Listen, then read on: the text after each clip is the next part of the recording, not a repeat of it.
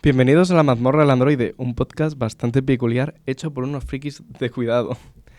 Hoy tenemos el placer de charlar con Alejandro Muñoz, cinéfilo acérrimo del cine español de explotación, y Marco Zanfín, devorador de películas de ayer y de hoy. Muy buenos. Bienvenidos. Hola, buenas tardes.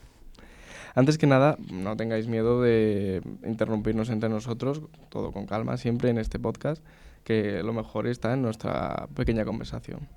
Y bueno, dando paso a la primera pregunta, me gustaría saber ¿cuándo y cómo os enamoráis del cine?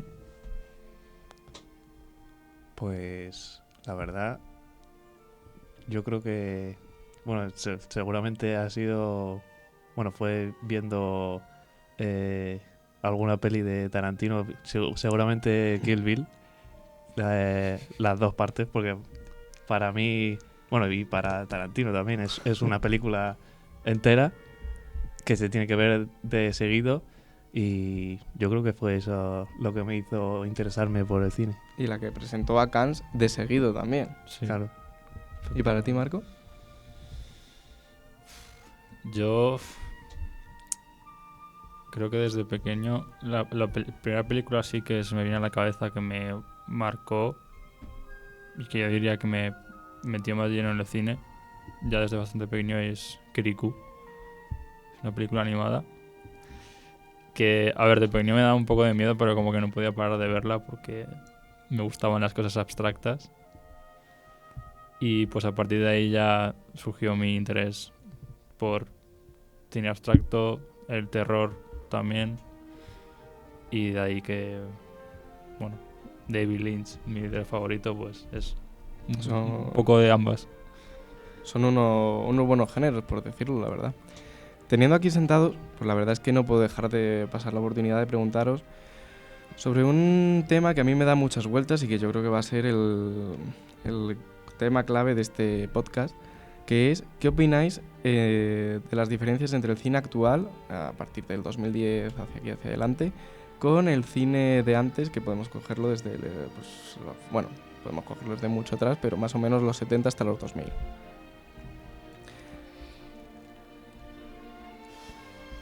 O sea, así a grosso modo. Ha cambiado bastante. O sea, yo creo desde la perspectiva de la creatividad, creo que a día de hoy Es que está todo hecho ya. sí. Eso es cierto. O bien está todo hecho o las empresas productoras o estudios, sobre todo los grandes, como que siempre te marcan ciertas... como que te ponen muchos murros, muchos obstáculos para realizar realmente lo que tú quieres.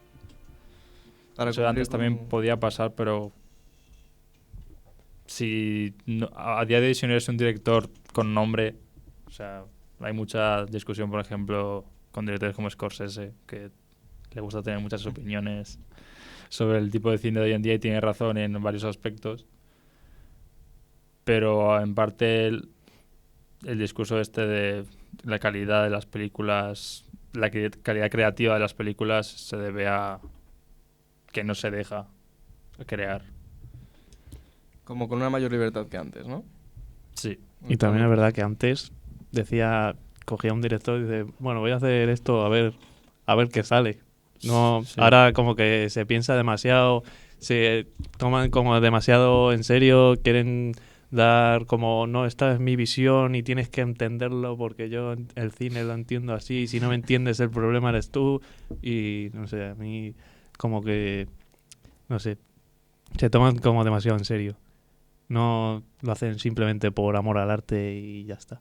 Sí, por probar, pues lanzarse una primera aventura, a ver si este es mi camino, ¿no? A ver si me funciona. Hombre, yo la verdad es que opino que, aparte de lo que viene siendo, creo que ya lo hemos mencionado, pues los efectos especiales, el CGI, que haya grabado mucho, o sea, que las cámaras hoy en día graben mucho mejor, los efectos de traveling, todo, calientes, etcétera. Hay un problema con el ritmo y los planos, que a día de hoy en el cine actual yo creo que no son tan o contemplativos o tan pausados como en el que podíamos tener hace 20 años. Y sobre todo un tema con los géneros, que hay como menos respeto a transgredirlos o cambiarlos, que yo creo que a veces es un poco el talón de Aquiles, que estás viendo una peli y de repente dices, pero yo he venido a ver una peli de terror y me están metiendo aquí de repente una parte de comedia, como creo que puede ser el caso, yo cuando vi It 2 en el cine, que fue horrible.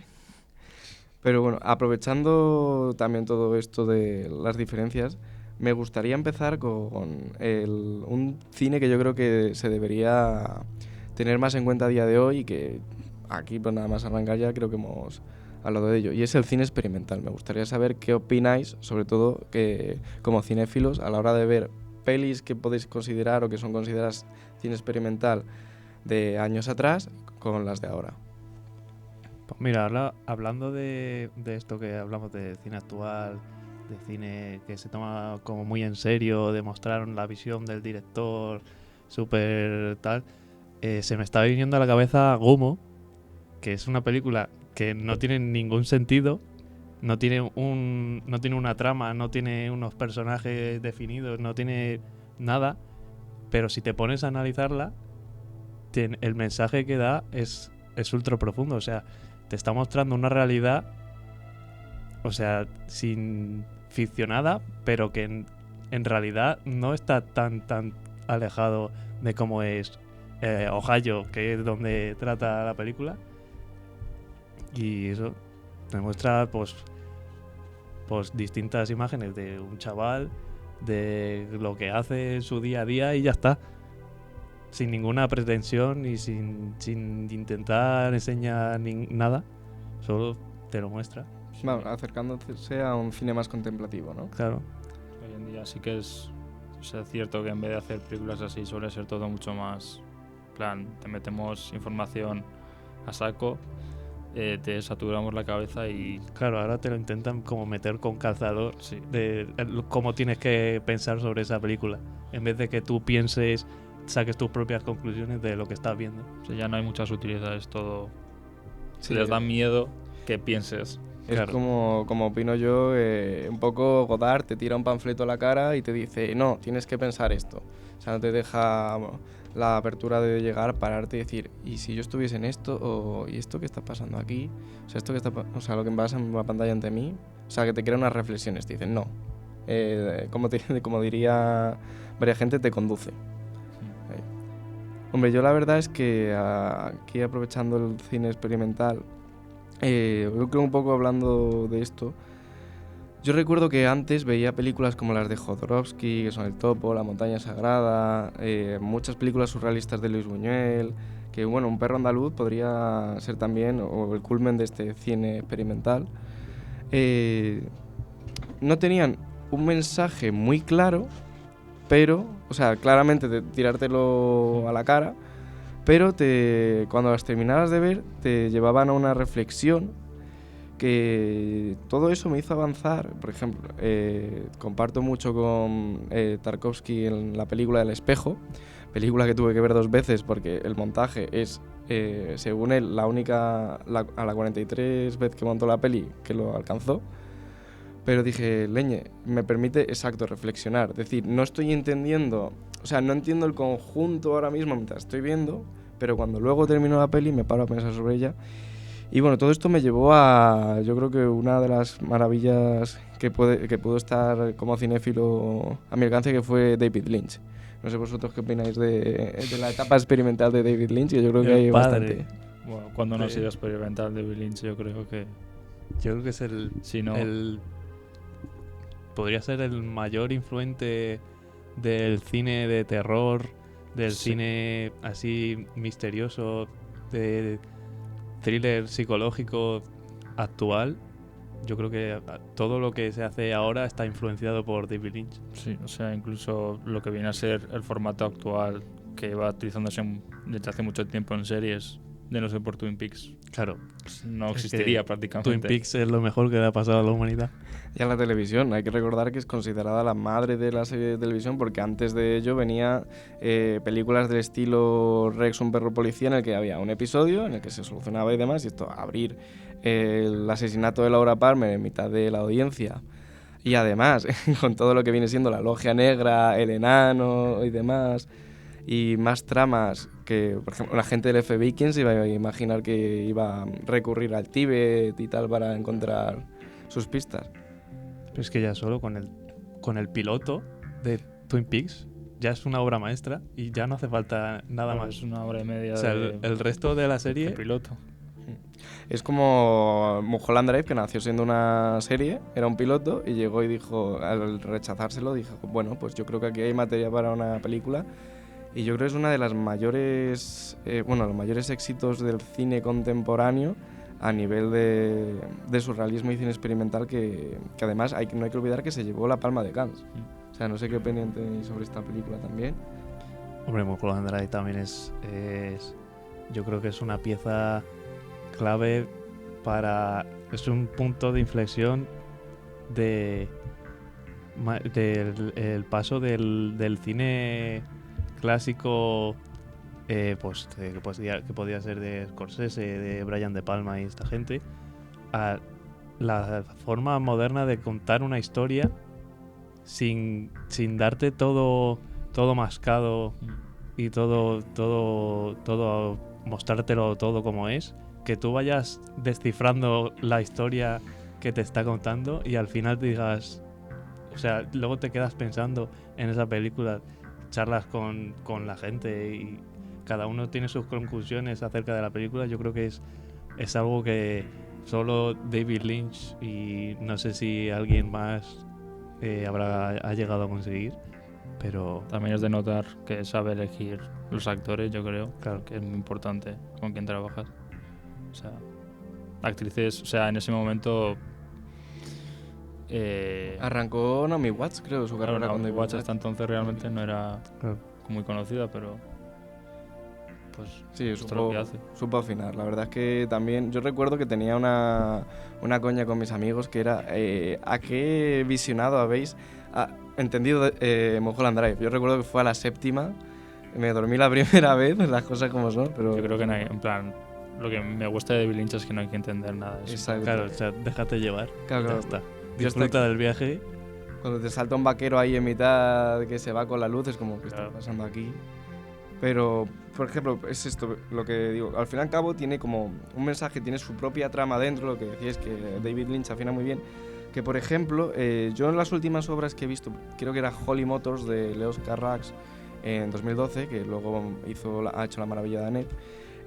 Esa peli la vi y sentía que era sencillamente un director grabando lo que se le había venido por la cabeza, que no se aleja del surrealismo, pero no tenía como una especie de trama o sentido en conjunto. Y bueno, luego ha sido como una película muy amada por la gente que le gusta este tipo de cine, pero también por los que venimos ya de unas vertientes más antiguas experimentales, como por ejemplo puede ser Buñuel, David Lynch, o ya hemos dicho Jodorowsky, o Arrebato mismamente en España. Es como un poco extraño. Entonces, no sé si os habéis encontrado con alguna peli así. ¿Qué opináis del cine de autor de antes con el cine de autor de ahora? ¿Qué diferencias veis? ¿Algún tipo de lo que decíamos de no...? Básicamente lo que estamos comentando, que como ya no los directores, claro, también Es que hoy ¿qué en es- día ahora mismo que es ¿qué un es el cine de autor? Porque O no sea, te puedo decir... Tarantino hace cine de autor. No sé, Claro, porque O sea, claro, entiendo que es como un cine más propio, tipo David Lynch sería un director que hace cine de autor, Tarantino yo creo que también, pero son aquí en directores España Carlos Bermúdez también. sería cine de autor. Será Hombre, cine de pero autor. hoy en día un actor más joven o... Te puedo mencionar algunos, pero que tampoco Claro, Sí. claro, es que se ahora habla... los directores jóvenes ya se atribuyen ellos mismos como que ellos hacen cine de autor, exacto. sin haber hecho Yo creo que además nada. ahí está el problema. Porque todos estos directores que hemos mencionado tienen unas temáticas y tienen Claro. una narrativa propia con planos y la forma de hacer, o sea, de la Sí, O sea, temática. tú ves una, una peli identidad, ves que una es lo película que- de Tarantino y sabes que es de Tarantino. Ves una película de Scorsese y sabes que es de Scorsese. O de Lars von Trier, porque O de ese Von hombre Trier, te o de lleva al límite. Cualquiera. Eso, para mí eso es el cine de autor.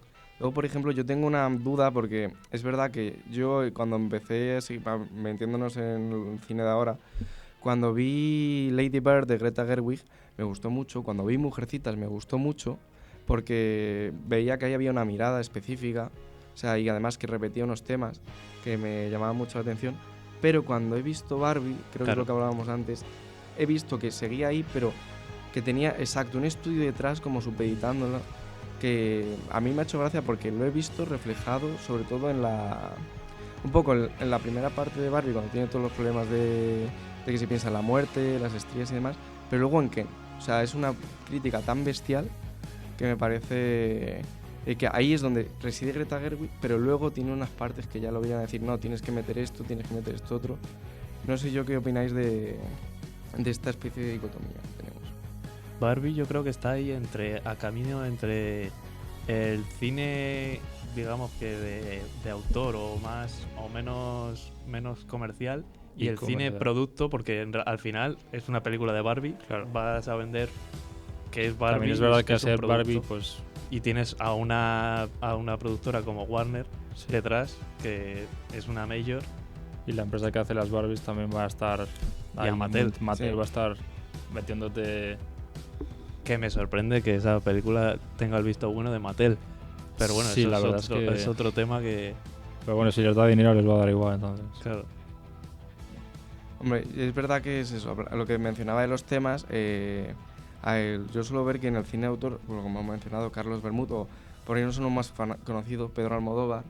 Pedro Almodóvar tiene tiene como tema el amor, pero suele ser un amor desesperado, y que yo creo que eso es lo que de verdad hace a un autor, pero no solamente quedándonos en el cine español. Por ejemplo, no sé qué opinión tenéis de Ari Aster, otro cineasta que... Justo antes, cuando hablamos de cine de autor moderno, se me iba a mencionar a Ari Aster como alguien que se le atribuye esta etiqueta de cine de autor, que vale, sí, plan, digamos que tiene una identidad propia, pero ya de manera más subjetiva personalmente creo que no, que se le sobrevalora, sobre todo porque creo que como no hay una reserva de directores de este tipo, pues como que se coge a esta persona específica que como se la pone en un podio, pero si lo comparamos con la calidad de directores conocidos de cine de autor, pues parece que se queda atrás. Sí, yo pienso que todo lo que hizo en en Hereditary, que una planificación cuidada, la estética, todo el uso del sonido, en Midsommar se lo quiso cargar sencillamente por intentar imponer un estilo que fue, me grabo todo en plano secuencia y me olvido, como he dicho, del género. O sea, a mí todas las apariciones terroríficas ni me perturbaron un poquito. Pero es que volvemos a lo mismo. Se toma demasiado en serio y al final pierdes toda la validez que te da tu cine, la pierdes cuando quieres estar por encima de tu cine. Y entonces así no funciona el cine de autor. El cine de autor es cine de autor por el público, no por el autor. Sí, un director también de que no se habla tanto, pero es parecido en este sentido, y creo que en este caso sí que lo hace bien, y personalmente es un director moderno favorito probablemente, sería Robert Eggers, de películas como El Faro, La Bruja, que creo que en este caso sí que, aunque no haga películas perfectas, o sea tiene una visión clara. Claro, tiene una visión clara, y por eso puede que la calidad fluya de manera un poco rara. O sea, tienes La Bruja, que está bien, El Faro a mí me encantó, pero luego Northman, ¿no? Es una peli, pues... Yo creo se nota que es suya y intenta cosas nuevas, y bueno, no le sale del todo bien, pero al menos no intenta como ser otra persona. O sea, se nota que es personal lo que hace. A cambio, Ari Aster, como he mencionado, se intenta, en plan, elevar a una altura a la que... Claro. No puede. Si encima le colocan la etiqueta de terror elevado... O de fan terrible. Que precisamente. Al final se crecen más y pierden toda la esencia. A ver... Tengo mucho que decir. Es que el cine de terror para mí es el cine. O sea, Sí. es que el cine de terror es tan amplio. O sea, tienes drama, tienes thriller, tienes comedia, tienes obviamente tienes gore, tienes todo. Pero, o sea, es que es tan amplio el cine de terror. Sí, porque el terror realmente, o sea, yo creo que hay películas que no son de terror, pero no pueden dejar de tener El lenguaje un que lenguaje. utilizan es terror. Claro, o sea, se me viene a la cabeza David Fincher, por ejemplo, en Seven. Es un cine Claro. policíaco, pero para mí A priori ese no que es una tiene película de es terror. Sí, para terrorífico. En plan, no. De hecho, siempre es un poco una duda que tengo con Seven, dónde lo meto, pero me tira más el cine policíaco, el cine negro.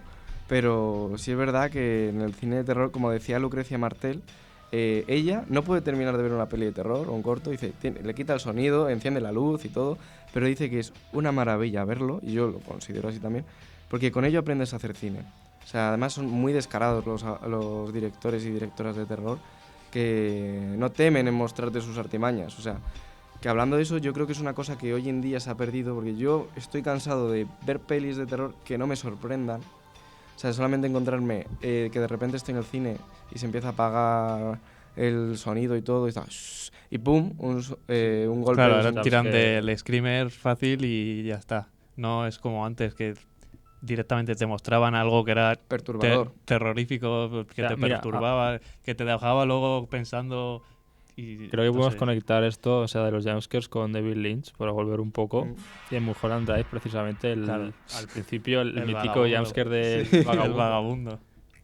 Que Que vale que hay un pequeño corte de jumpscare, pero lo que importa es que todo el build-up, o sea, es Exacto. una escena muy larga. pero y tampoco Con no, una- no hay sonido. O Pero sea, tiene es- una tensión sonora. es visual y casi subliminal, Sí, porque no dura casi ni un segundo. Mm.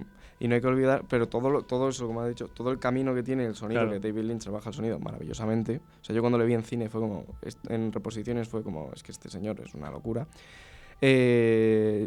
No hay que olvidar que esa escena arranca hablando de una pesadilla. O sea, ya te está introduciendo en el propio género de esa escena. Entonces, yo creo que es una cosa muy bien hecha.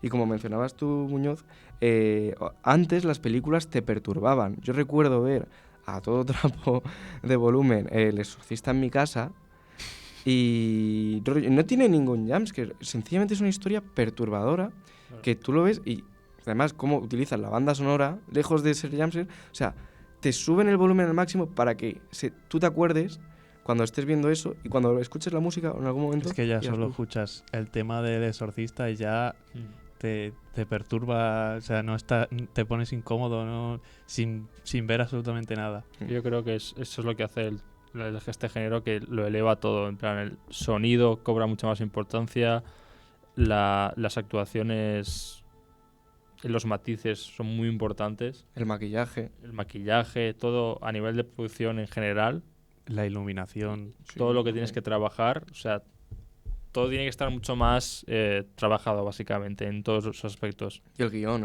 es como una bomba de relojería que tiene que ir cada lado ahí, Claro.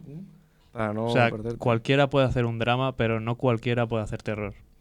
Es un poco como la comedia. También tiene Claro. que estar todo medido, pero El Sí. terror y la comedia es Les pasa lo mismo realmente. Por eso se mezcla tanto muchas veces. claro. O por eso muchas veces el terror te da gracia también. yo con una cosa con la que sí que para mí que no es un director de terror, pero tuvo su buena vertiente de terror, es Polanski, que no sé si habéis visto Repulsión o La semilla del diablo, Sí. Sí.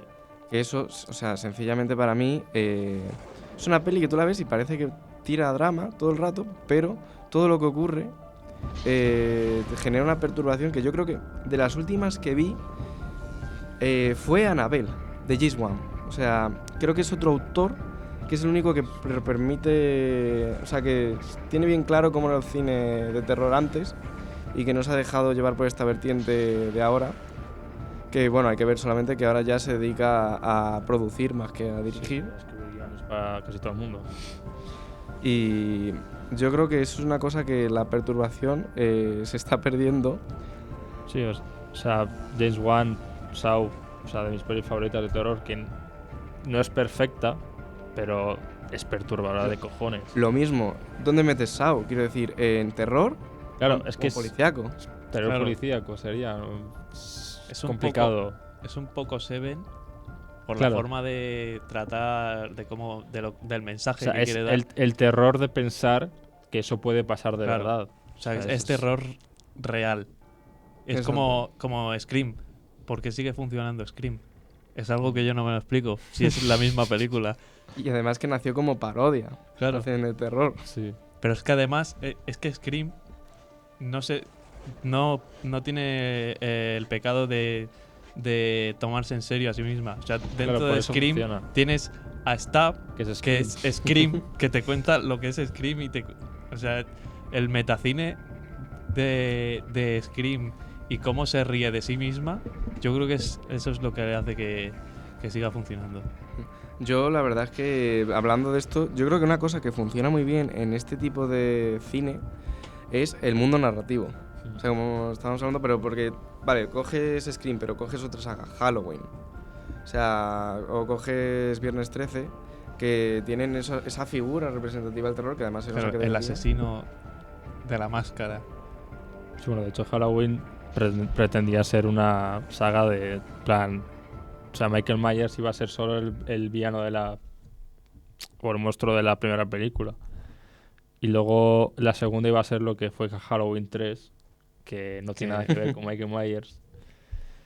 Pero bueno, típico momento de estudio, Que hemos hecho dinero, en hazme una realidad, secuela. Halloween ya no funciona. No. Porque en las últimas películas de Halloween se han pegado el batacazo bastante fuerte.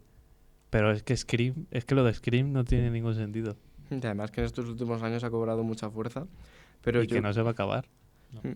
Pero yo creo, sobre todo por eso, porque, o sea, como que no ha perdido su fórmula del cine antiguo, que no hay que olvidar, que cuando salió la primera película tuvo un buen éxito en taquilla y todo. Y como Claro, que- también tenían a Drew Barrymore, Claro, claro. que salía Y 10 minutos. ¿quién la dirigía? ¿John Carpenter? ¿O no? No, Es Wes Craven. Craven. Wes Craven, sí me equivoco. Claro, que tienes ahí a un autor que conoce el género y yo creo que han sabido decir, Claro. cogemos esto y lo seguimos manteniendo. No lo cambiamos como en Halloween, acabas de mencionar, o demás. Entonces, es una cosa que yo considero que también otras sagas que, bueno, sacaron además, que es, por ejemplo, La Matanza de Texas o REC, empezaron a perder. Que para mí, La Matanza de Texas de Todd Hopper y REC de Paco Plaza y Jaume Balagueró son las dos películas que no las he separado, pero he tenido que cerrar los ojos. Y yo creo que sobre todo por cómo te hacen cruzar el umbral. Lo que mencionábamos, son cosas que te pueden pasar tranquilamente. Sí, porque bueno, el found footage funciona muy bien precisamente por Claro. esa... Hombre, igual lo de Rec no es tan realista como La Matanza de Texas. Claro. Pero sí podría pasar, yo que sé, que en un edificio haya un psicópata y se ponga a cargarse a todo el mundo. Y también pensar en las reacciones de ciertos personajes que son, pues... Pensar que vas a tener que tratar en una situación así con personas que algunas te podrán ayudar, otras Claro, pueden ser más y hijas de puta. ves a los personajes y te identificas con pues ves los vecinos, como los típicos vecinos que hay Sí. en un edificio y los ves y dices, ostras, este parece a mi vecino o tal, o igual se parece a mí. Recuerdo el vecino argentino que yo creo que ese fue el punto en el que dije, la gente en esta película no está actuando muy bien, pero tal y como te lo cuentan todo, yo creo que... Sí, pero el hecho de que la actuación no sea... El O sea, punto la fuerte. reportera es una reportera de verdad, no Claro. es una actriz. O sea, se nota que el trabajo es que te lo creas porque es como malo, pero más que Pero malo es es realista. realista, o sea, claro. no es... Porque no están actuando, digamos. Yo, o sea, yo creo que el punto fuerte de eso, de que estas dos películas me metiesen de lleno, fue la parte en la que se pone, o sea, en la que retomamos la perturbación, además una del cine, pues esto como hablado, clásico, La Matanza de Texas, y otra REC más moderno, tirando para más allá del 2000. Creo que es eso, cómo te meten dentro y te genera una perturbación, porque yo recuerdo que en REC no era, ay, que va a salir esto, sino estar diciendo, es que ahora mismo puede salir de adelante, de atrás, de no sé qué. Y en La Matanza de Texas, recuerdo viéndolo, fue como, esta gente está un poco, o sea, esta gente está trillada, etcétera, etcétera. Pero cuando ya empieza toda la parte de la persecución, es como, es que puede salir de cualquier lado. O sea, me sentía ahí dentro como en plan de... Yo estaba pensando, puede salir de cualquier... Y salía de frente, a lo lejos, andando... Salía por el sitio más obvio, a lo mejor, pero claro, no te lo esperabas igualmente. Pero porque Creo que eso es muy importante, el trabajo de cámara, porque es otra cosa que creo que se pierde mucho en la actualidad en las películas de terror. No hay buenos movimientos de cámara, no hay... hablando de La Matanza de Texas, me vi el primer remake que se hizo y narrativamente es terrible, pero se nota que el fotógrafo es el mismo del original y que lo que falta no es y que luego en el remake, por ejemplo, de 2022 creo que es la última que sacaron, pues ves la diferencia totalmente. O sea, es narrativa mala y mala fotografía, mala dirección de cámara. Y creo que es muy importante saber encuadrar un plano en estas películas y para dar esa sensación que tú has dicho de... El fan footage es diferente porque al final es como más caótico. Es una persona, que es un personaje dentro de la peli que está grabando una situación complicada de grabar. Y eso es lo que... O sea, ya la propia forma de grabarlo ya te excusa de que esté, claro, por así decirlo, mal grabado. Pero sigue añadiendo ese valor de no sé qué voy a ver o por dónde me va a salir. Sí, la verdad es que yo creo que eso se ha perdido, pero bueno. Yo creo que con esto, por lo menos, podemos ya cerrar el podcast. La verdad es que acabo de salir bastante contento y orgulloso. Pero antes de terminar, me gustaría haceros una pregunta rápida y es que me digáis vuestro top 5 de películas. Mulholland Drive yo la pondría ahí, sí o sí. Dentro de lo que hemos hablado de cine experimental, terror. Si quieres un terror más directo, por ejemplo, pues... Sí, podría ser El Exorcista, por ejemplo. Sí. No hay que olvidar, está en las pelis top de la historia del cine. Esa sería una muy buena opción. También recomendaría mucho películas de Michael Haneke, efectivamente. Que es un cine abstracto... O sea, más que abstracto, es como que tiene una narrativa. Es un poco tipo David Lynch en ese sentido. No es tan abstracto, es más directo en ese sentido, pero siempre acaba sus películas de manera bastante ambigua. ¿Y así alguna otra recomendación más? Pues mira, me volví a ver Tesis, teniendo en cuenta que siendo primera película... Española, además. Sí, de Amenábar y una peli tan de estudiante, pues yo creo que hace muy bien el trabajo de... El terror analógico, que creo que es un tema un género que me gusta mucho.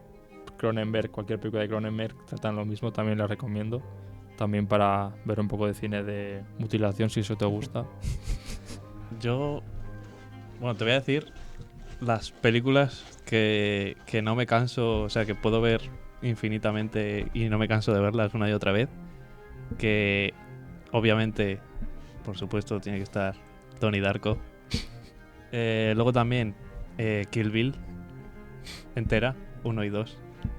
Luego también Adventureland, que es, para mí, yo creo que es de las mejores, o si no la mejor comedia romántica que se ha hecho en los últimos años.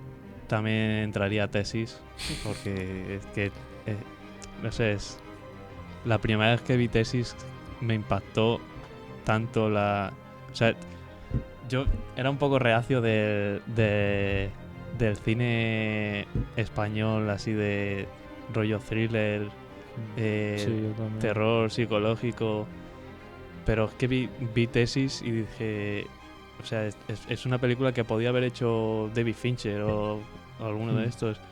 Falta una, creo. Sí, por eso. Bueno, es una peli que igual no es un peliculón, no tiene nada del otro mundo, pero historias del Cronen. Y bueno, pues eso sería. Pues bueno, muchas gracias, chicos, por venir a hablar conmigo hoy sobre cine. Y muchas gracias a nuestros oyentes por escucharnos desde aquí, en la mazmorra del androide. Y bueno, pues que la fuerza os acompañe.